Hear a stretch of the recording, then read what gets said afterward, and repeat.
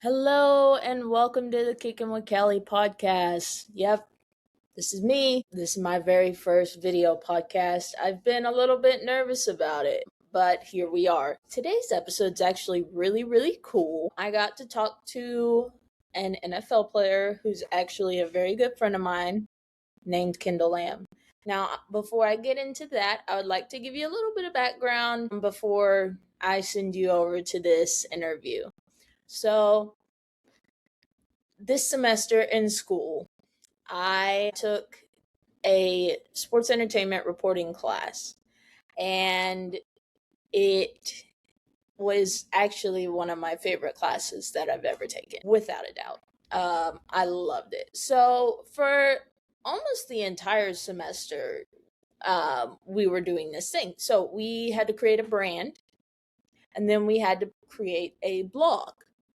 And each week we'd have to create a blog post, and this was never published or anything. I knew nothing about blogs, kind of like I knew nothing about doing podcasts, and I still am learning quite a bit. I'm not the best podcaster out there. I'm not even close.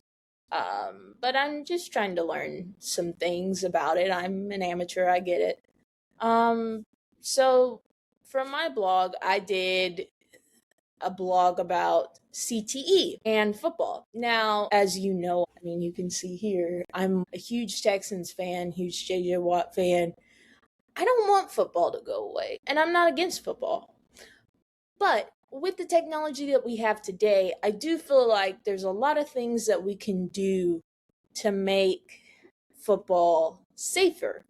You have to think about it. We have AI, we have all these different, the technology with the brain scans and with helmets and things like that. I feel like there's things we haven't gotten to yet that could help make football safer. For me, look, football's a violent sport. You kind of know what you're getting into. I do not agree with a lot of the calls being made on the roughing the passer. I do agree you need to let him play. However, the helmet to helmet, this could be a whole nother podcast segment that I'm not going to get too deep into that. But my main point is that I'm not against football. I love football. I don't know what I'd do without football. Really, in the springtime, I have softball, but in between there's a little gap. And in that little gap, I'm like, uh-oh, I'm stuck. What do I do? So I do not want football to go away, but I, at the same time, want the best for the players and for their longevity of life. So with this post for one of these weeks, I contacted my friend Kendall Lamm, who is a Miami Dolphins tackle. And I asked him if he would sit down and let me interview him for this. And he did, and it was wonderful. And I made a rookie mistake. And so this is a remake of the original, the original interview, because I didn't know what I was doing. I've never done an interview before. So I would ask, you please be nice. In no way at that time was I ever thinking about turning this into a podcast at all. Not at all. So please be nice. The appearance is like I just showered. My hair was wet. It was just, the only people seeing it were the people in the class. So please be nice.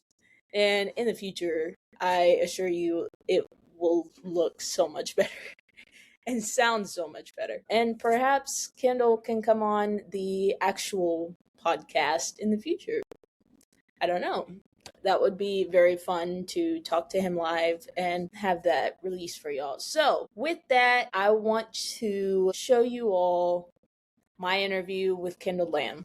Here it is. Get ready. Okay, this is an interview with the one and only Kendall Lamm from the Miami Dolphins. And I just kind of wanted to start out just asking what you know about CTE. I've heard that it's, of course, a chronic issue in the brain that happens, of course, because of repetitive hits and all types of stuff that take place in our game pretty regularly. But at the same time, I mean, I've heard certain people have dealt with it when they're done. Certain cases are worse than others, but something that can definitely be a real thing. Oh, sure. Absolutely. And it's grown to be a really pressing issue with football and not just football, with other sports. And I just kind of wonder what your perspective is on it. So I've always told people when it came to football in general, um, I mean, it's a violent game. It always has been. Even when we were younger, I mean, playing, I can think back to once you finally put the pads on, like you finally realize, like, okay, I mean, we've been hitting since we were 10, 11, 12 years old. But as you continue to get older and as you do more and people get stronger and faster, I mean, it becomes even more violent. So I know that, the concussions and CTE and stuff are such a big deal in our game. But the thing about it, like you want to make it as safe as possible, but our game's violent. So like it's just in a way gonna be what it's gonna be. Yeah, absolutely. So you're an offensive lineman, a tackle, and you protect the quarterback. That's Right. their job. Physically, what does the impact going against a big defensive lineman? Well, for example, I don't know if you face Chris Jones, but like Yeah. somebody like Chris Jones, big like that, play after play after play. I mean it's different. You gotta understand you're putting I mean, people on the offensive line, typically, even a center who's sometimes the smallest one, or for the most part, the smaller one on there, Hmm. they'll still be 6'2", 6'3", like 300 plus pounds. Some 280, 85, but they're still a very big man. But it's like you're going against them every play. And I tell people all the time, certain, collisions and stuff in football, they're like little car crashes. And you Hmm. got to think about it like you're going against someone who's coming full speed at you, play Hmm. after play after play after play. So it's definitely something that can be repetitive and it can your body you definitely feel it after the game. But like I said before, I mean, I've been hitting people like that since I was 12, 13 years old. They just aren't as big as we are now. So it's natural for me. Yeah. Now, I know you played with the Texans. Did you ever line up against JJ Watt? Yeah, all the time. And what was that like? I mean, I tell people it's crazy because it's been so long now. What it's been like 7, 8 years since I've been in Houston. But I mean, you got to understand, JJ was the Aaron Donald of the league at the time. Hmm. Like he had just won his third Defensive Player of the Year. So it's like going into a situation with like right away in Houston.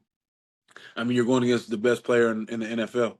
So, like, you got to rise to the occasion at all times. And of course, JJ always practiced extremely hard, especially when he was younger, before he started getting hurt. So, like, it was the real deal every day. But it made you appreciate like why people like him are what they are because they put so much work into it. But when it comes to like hitting, I mean, yeah, I'm going against the best player in the world. So, right, Yeah, right. right, It was a tough job. yeah, no doubt. Very, very, very interesting. There's a lot of talk about NFL and everything, but also talk about youth football. And some parents are no longer letting their kids play football because of that risk. Right. Would you, whenever you have a kid, let your kid play football? Yeah, so if the time came, and I mean that's what they really wanted to do, I would definitely be able to take the steps to understand a little more. Like Sure. the thing for me that's nice is, but it's a curse too because like when I watch basketball, I can turn my brain off. Like I just enjoy watching basketball. But because I watch football and I played football my entire life, like I dissect the football game. Like I watch it completely different than most people. So Yeah. like I've thought about this a lot. Like as I get older and have kids. I know at those practices I'm going to be able to dissect and see exactly what's going on and like understand if it's being taught at the right level, the foundational level. So I mean, if I deemed fit that that was being done and it was being in a safe manner, then if my children want to do it, it's all for it. But if it's not being taught in the correct way, then I mean, especially for a younger kid, that's one of the things that you can get hurt with the quickest in the world. Like have them duck their head down the wrong way and Mhm. just run into people, like it changes everything. Oh So yeah. my answer would be if I can help and it's being taught the right way, then yeah. But if not, then definitely not. Oh yeah. And this weekend, I don't know if you saw the Oklahoma player Keontez Lewis with the that brick wall. Yeah. That's pretty. Yeah, that's scary. Right. So I have noticed a lot through my study of CTE that linemen, both offensive and defensive, tend to have CTE from the the constant hitting for 4, sometimes 5 quarters, have you noticed, for you and your experience, have you noticed any off symptoms when you've gotten a concussion, or maybe when you just didn't think you had one? Yeah, I mean, the biggest thing for and I would say now, especially because when a couple years ago in the NFL, it was such a big thing. Like, it's Mhm. when Tom Savage was in Houston, and he seized on the field that day. Like, I remember after that took place, Yeah. right, the NFL cracked down on it big time, and they changed the way that the games looked at. They have specialists. They have like 3 or 4 specialists that watch the field at all times for stuff like that, and there's one that's on the ground level. So like when you saw what happened with DeMar Hamlin, like things happen and they're on top of it now because 6, 7 years ago it wasn't like that. So I mean, they listen. We play the game of football. We're going to Mhm. eventually pay for what we did, regardless. Like when you're younger, you pay for what you do to your body. If you don't eat the right way, then when you get older, your body pays for it. If you don't work out the right way, or if you're not active, you pay for it as you get older. Football's gonna be the same way. I mean, Mhm. I don't necessarily know it right now, but there are gonna be things that I've done to my body that I'll pay for when the time comes. So that's just kind of how it goes. But you're living the dream. Yeah, and see, that's what I tell people all the time. It's like, trust me, I know football is one of the most violent things you can do. Like, I've known that since I was 9, 10 years old when I first started playing. Mhm. But at the same time, when you start playing anything or when you find what you love when you're younger, you want to do it to the best of your ability and you want to do it to the highest level. So it's like I would never trade getting here for 11 years to be able to do this. Like if Yeah. this is what comes with it, then so be it. Yeah, I mean, you've been in the league 11 years. I think Right. getting into the NFL is hard enough. Staying in the NFL for 11 years, that's even harder. So, Right. So um, yes, ma'am. the Guardian caps and Yeah. things, I don't know a whole lot about it. I know that there's the stretchy ones that go Right. over the helmet, and then there's the padded ones. What's the difference between that? And do you think they're making improvement here? So I would say, I mean, it was a nice step in the right direction. But even when we used to so like they started doing that 4 or 5 years ago in college. Mhm. I started seeing it at Clemson, at all different types of schools, because of course, I mean, they're going to debut it there first. And then it got to the point where we started wearing them during training camp. So I think for the past like 2, 3 years, you've had to wear them during training camp if you didn't wear a certain type of helmet. But see, that's the thing. Like because certain things like that are starting to come out, they're already advancing helmets way more. Like because of the concussions that happened 5, 6, 7 years ago, they've been so big on that research and really looking into things even farther in depth. See, like this year, I wear a helmet that in training camp I didn't have to wear the Guardian cap because they've made the improvements on it for it. You don't even have to be in those anymore. So it's nice to see like the steps that are being made, but at the same time, football's violent. So I Yeah. mean, you're gonna sit there and you're gonna do as much as you can, but I mean, you're gonna hit people at full speed. That's just how it goes. Yeah. I mean, that's without a doubt. It's a violent game. But I am not against football. You know that I am obsessed with football. And I really think that with the modern technology we have, it can, with all artificial intelligence and things Right. like that, I think it's possible to make it safer. You're still gonna be hitting people and you Sure. still can get hurt. But you want to make it as safe as you can. You want to do it to the best of your ability. Exactly. And Boston University, they're doing all the research for CTE, and I found it interesting because I believe they said about, I think it was over 1,300 or maybe over 1,200 brains have been donated, and about 92% had CTE. So I wonder, is there a way to prevent it?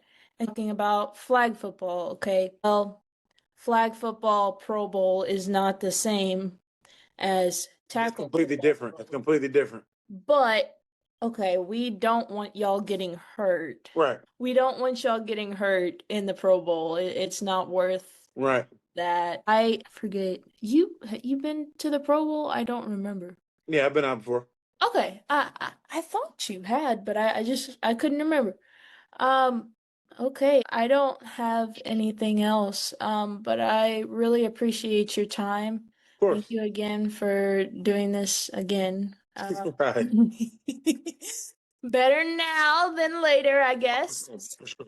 But thank you so much. You are the best, and I hope everything goes well in practice tomorrow in the days. Yes, ma'am. Sounds good. Take care. Be safe. Yeah, you too. Bye bye. Thank you so much for watching, guys. I appreciate it. Please do a couple things for me. Number one, go follow me on Instagram, go follow me on Twitter, like and subscribe on YouTube. All of that, please, to help me get this podcast launched. Instagram at Kickin' with Kelly Podcast. Twitter at Kickin' with Kelly Pod. YouTube is at Kickin' with Kelly Podcast. Help me launch this. And the last thing, of course, is that this podcast is in memory of my mom, who gave me this idea, and I thought she was absolutely crazy. But as it turns out, as always, she was right. So thank you so much for watching. Go tell your friends, go tell your family, go tell everybody about this podcast. Spread the news, help me out. And until next time, thank you so much.